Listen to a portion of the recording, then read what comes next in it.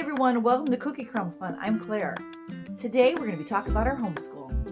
I joined some other homeschool moms and we're going to be answering random homeschool questions. This is a collab that was started by Christina over at Christina's Graceful Joys. So I have links below to the playlist and to her channel that you must go check out. So on to the answering the questions.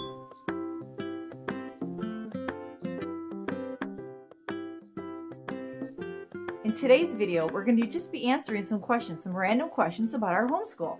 So I'm going to jump right into these questions. I have them right here on my tablet.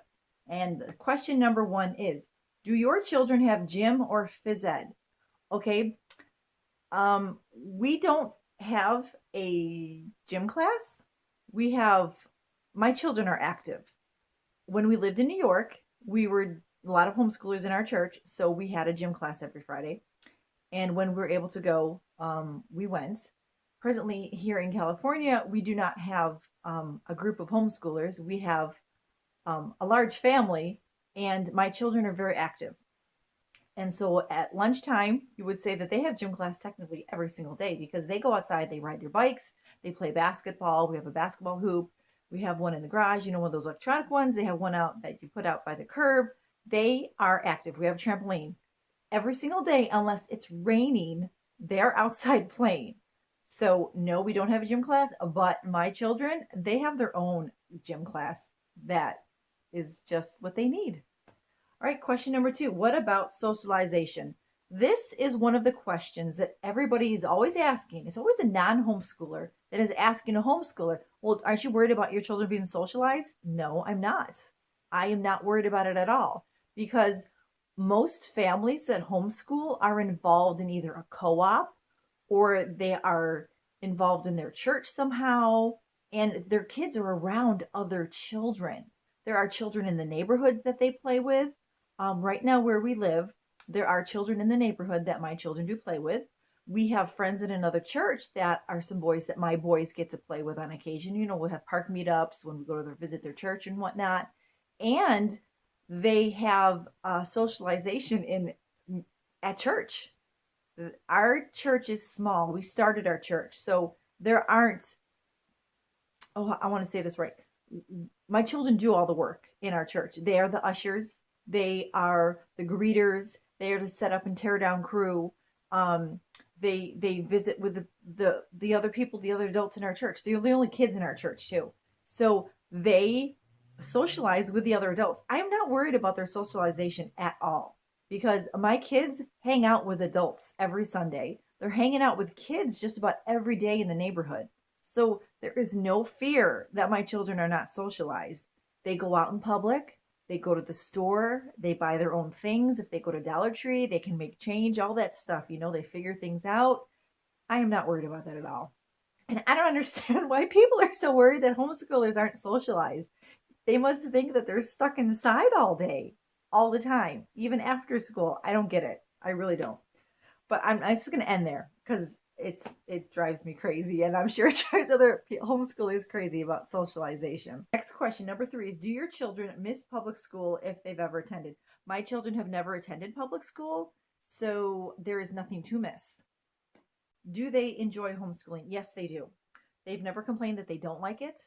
And they do know, they've not had the public school experience, the private school experience, but they get the experiences, they get the knowledge of those things through my husband and I, because my husband and I both have experienced Christian schools and public schools.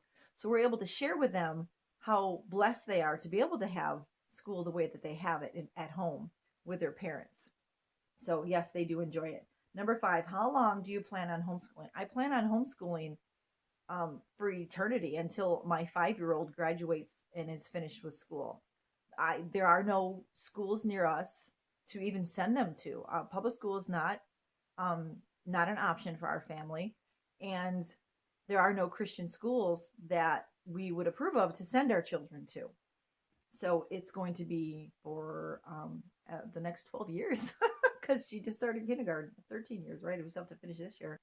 Do your children get snow days? No, we live in California and there are no snow days. And back in New York, I didn't take snow days either. We didn't take off for snow. We might have finished up early and gone to play in the snow or do school later, but we don't take the day off because of snow.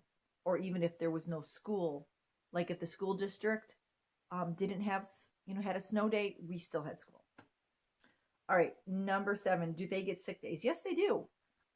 That's the thing. You're at home. You can have, it, depending on the sickness, they could sit in their bed and do their schoolwork. They could lay on the couch. They just might not feel, sometimes you just feel under the weather. We trudge on, our husbands go to work. We still get up and do our things. But, as a mother to the child, we give them a little bit more grace when they're not feeling well. So we allow them to lay on the couch in their pajamas. And that's a great teaching opportunity for the other children to take care of each other also when they're ill. But they do get sick days. And, knock on wood. I'm not going to say it because it's going to happen, right? You know what I'm going to say, right? We never get sick. Okay. So, yeah. Yes, they do get sick days. And the next question is number 8. Do they get spring break? No, not anymore. And we never really got spring break before. We never really did that, took the week off during spring break or things. We never took time off for holidays except Thanksgiving and Christmas. And what we do now is we school all year round with 6 weeks on, 1 week off. So spring break, when is that? Like around resurrection time? Let me think. Yeah, I don't even think we're going to be getting a week off because there's a week off in February and then 6 weeks would be April. So yeah, it's not technically spring break at our house. It's just the next week off of school.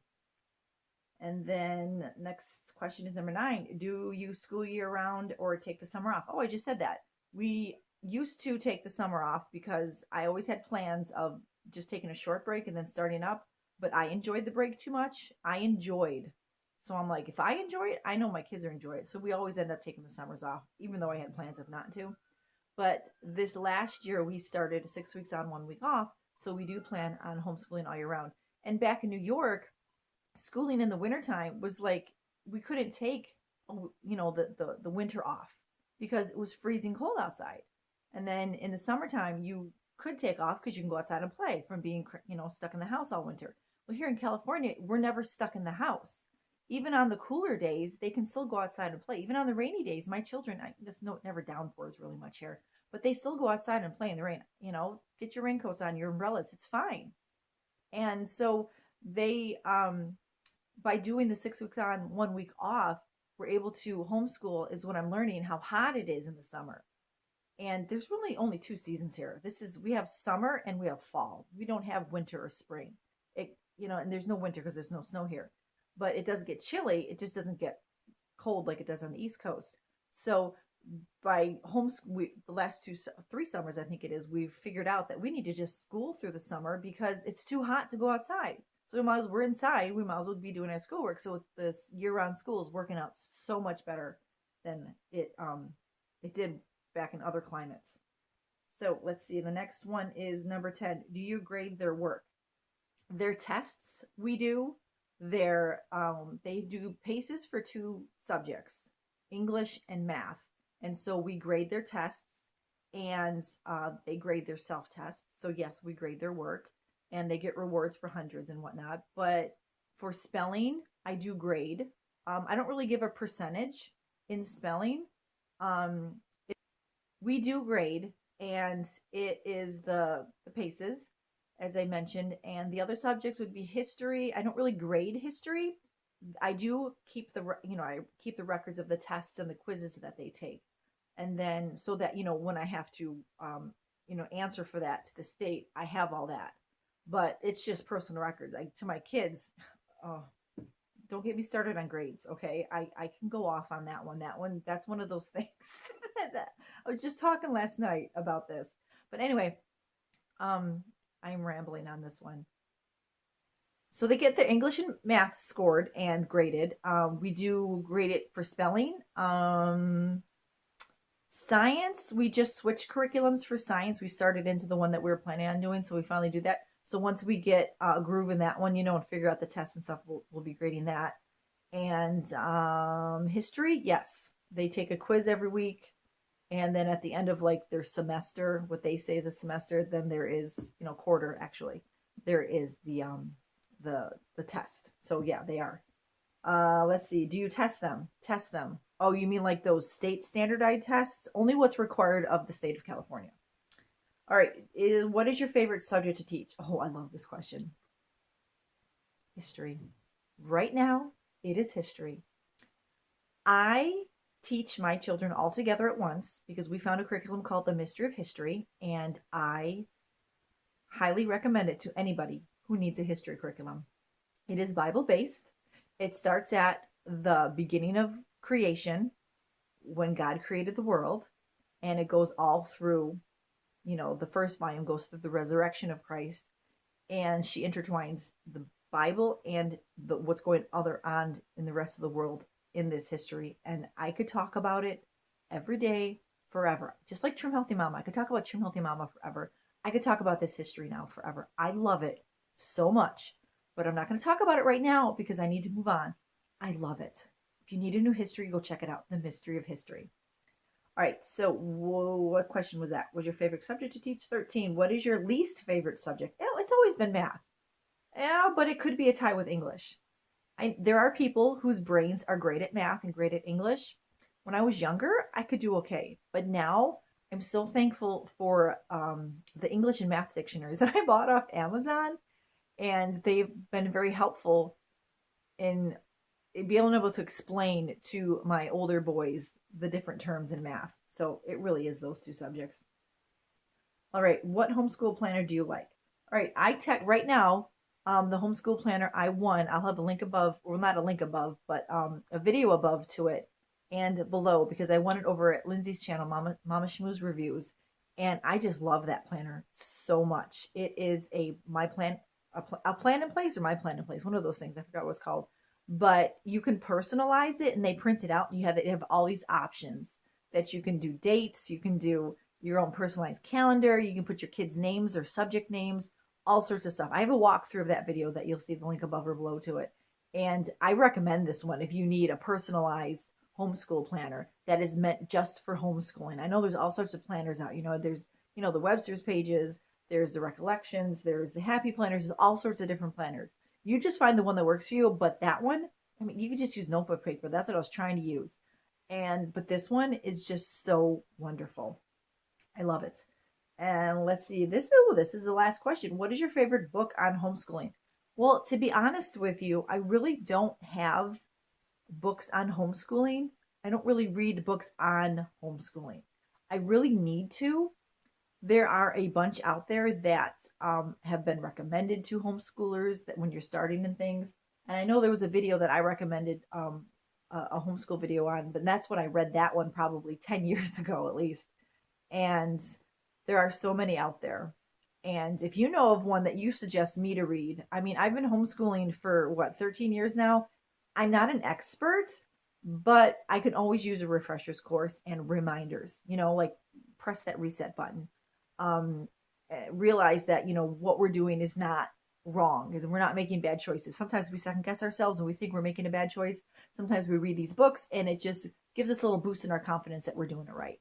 So I probably should get some homeschool books and read them. I have one. I think it's by the Maxwells. I have it right here. And I think I need to read it. Yeah, Managers of Their School. See? I need to read this. I have it right next to my bed. I just need to do it. And I've had this book for such a long time. I'll have a link below to it. I've had this for so long. I don't know why I haven't really read it.